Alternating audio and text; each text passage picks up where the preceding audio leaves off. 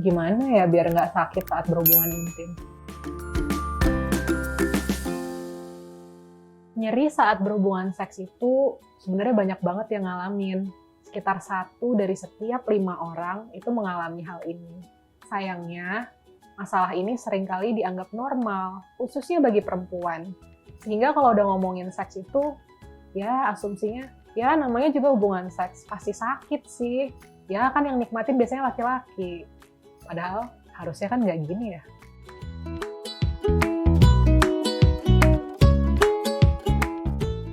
Bagi perempuan, penyebab paling umum dari rasa nyeri ketika berhubungan seks adalah kurangnya lubrikasi atau pelumas alami dari dalam vagina. Sehingga ketika berhubungan seks, akibatnya penis dan vagina bergesekan tanpa pelumas nih, kurang cukup pelumasnya, jadi nyeri, mudah lecet, mudah luka. Ini yang bikin seks jadi nggak nyaman. Selain itu, nyeri saat berhubungan seks juga bisa disebabkan oleh hubungan seks dilakukan di masa kurang subur nih, khususnya menjelang menstruasi. Seminggu menjelang menstruasi, itu biasanya tubuh perempuan seringkali kurang nyaman rasanya. Payudara itu rasanya lebih lembek, lebih sensitif, puting mudah nyeri, sensasi sakit tuh lebih intens dibandingkan di saat masa subur.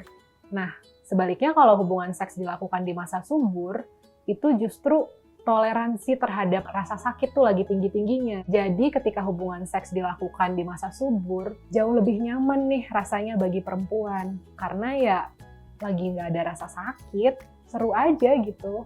Rileks, santai, tenang, nikmat aja. Satu lagi, nyeri saat berhubungan seks juga bisa terjadi karena infeksi. Misalnya infeksi saluran kemih atau infeksi menular seksual. Nyeri saat berhubungan seks lebih banyak terjadi pada perempuan.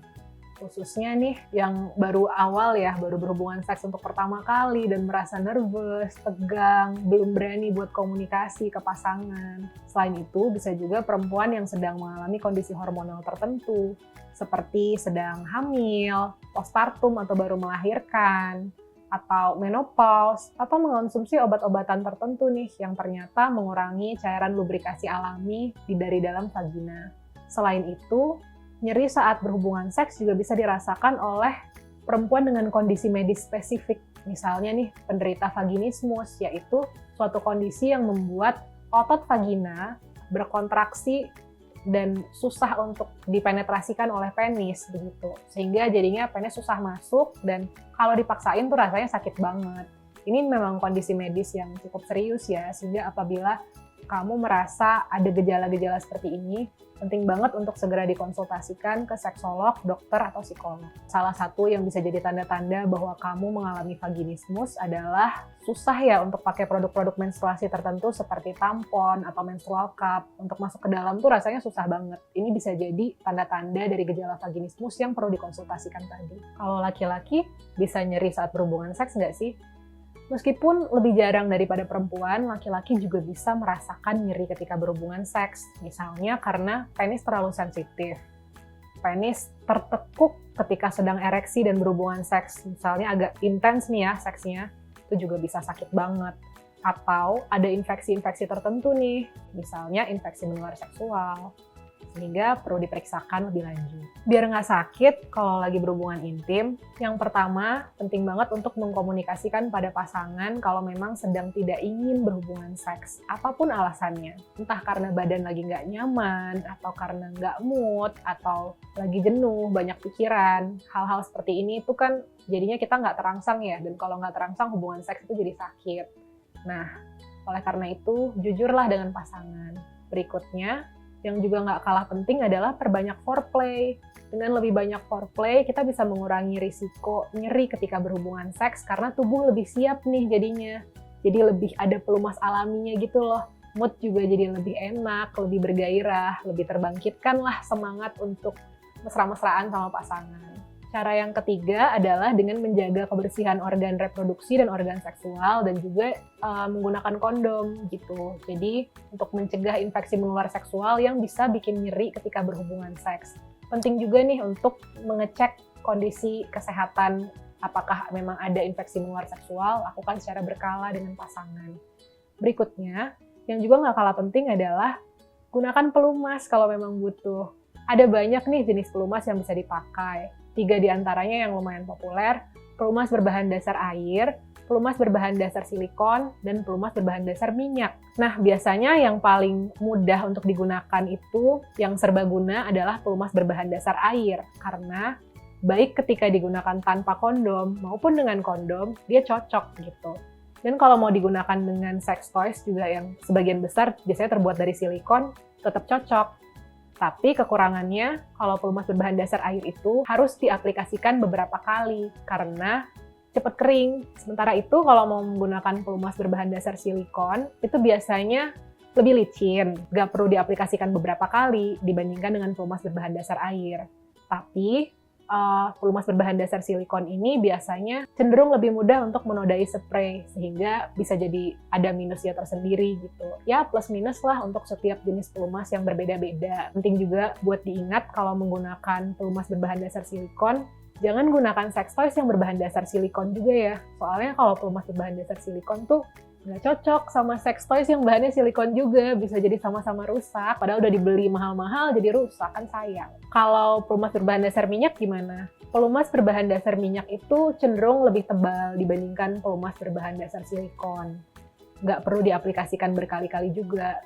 Tapi pelumas berbahan dasar minyak nggak cocok dengan kondom berbahan dasar latex, karena kondom bisa rusak ketika kita pakai pelumas berbahan dasar minyak. Dan kalau kondom rusak atau ya kondomnya jadi tipis gitu gara-gara pakai pelumas berbahan dasar minyak, kita tuh jadi lebih berisiko untuk terkena infeksi menular seksual seperti gonorea, chlamydia, HIV, begitu kan. Nah, selain itu kita juga jadi lebih berisiko untuk mengalami kehamilan yang tidak direncanakan. Jadi, bebas aja sih mau pakai pelumas bahan dasar apapun, yang penting sesuai dengan kebutuhan. Cara ngeceknya gimana? Cek aja bahan dasarnya, biasanya di belakang pelumasnya itu ada informasinya gitu. Dan kalau untuk pelumas berbahan dasar air, bahkan kadang-kadang ditulis di depan kemasannya gitu, pelumas berbahan dasar air. Jadi gampang kok buat belinya, gampang milihnya, ajak aja pasangan, explore bareng. Sebenarnya sih semua jenis nyeri, kalau bisa ya dicari solusinya ya, jangan dinormalisasi. Tapi memang ada kondisi-kondisi medis tertentu yang butuh perhatian lebih serius, misalnya nih, seperti yang saya jelaskan soal vaginismus tadi, atau infeksi saluran kemih, atau infeksi menular seksual.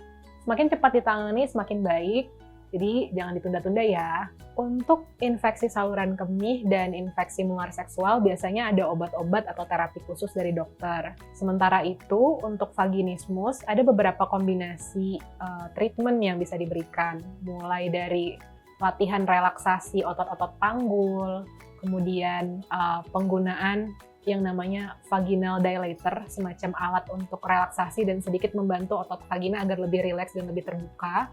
Dibantu dengan krim tertentu untuk mengurangi rasa sakit. Selain itu, bisa juga dengan konseling kalau memang ada hal-hal yang kira-kira jadi pikiran nih, yang juga berkontribusi terhadap munculnya vaginismus itu. Nah, selain itu ada juga terapi yang namanya Cognitive Behavioral Therapy atau CBT, di mana kita bisa mengadaptasi pola pikir yang lebih adaptif nih ketika berhubungan seks. Apa aja mungkin ada ketakutan-ketakutan yang perlu dibahas, atau ada pikiran-pemikiran yang kurang bikin nyaman, ini bisa dieksplor lebih lanjut dan didiskusikan dengan tenaga profesional. Nyeri saat berhubungan seks bisa jadi berasal dari salah satu pihak, bisa jadi dari keduanya nih. Nggak cuma kita sendiri, tapi ternyata pasangan kita juga, begitu. Jadi, nggak ada gunanya saling menyalahkan. Daripada menyalahkan, geng sehat, lebih baik saling mendukung nih, supaya nyerinya bisa hilang atau diatasi dengan cara-cara tertentu. Bisa jadi ya, kalau memang dari satu pihak, karena infeksi atau kondisi fisik tertentu, bawaan. Nah, hal-hal seperti ini kan perlu dikonsultasikan dengan dokter. Dampingilah pasangan, ajak pasangan mendampingi dirimu ketika memang itu terjadi. Kalau memang ini faktor interaksi nih dari kedua belah pihak. Misalnya nyerinya sebenarnya karena ya kurang foreplay gitu, atau nyerinya karena kurang komunikasi, kita nggak bisa menjelaskan hubungan seks yang nyaman yang diinginkan itu seperti apa. Kan berarti memang perlu ada komunikasi yang lebih terbuka ya untuk mencari gimana sih caranya supaya jadi lebih nyaman nih, jadi lebih enak gitu kan.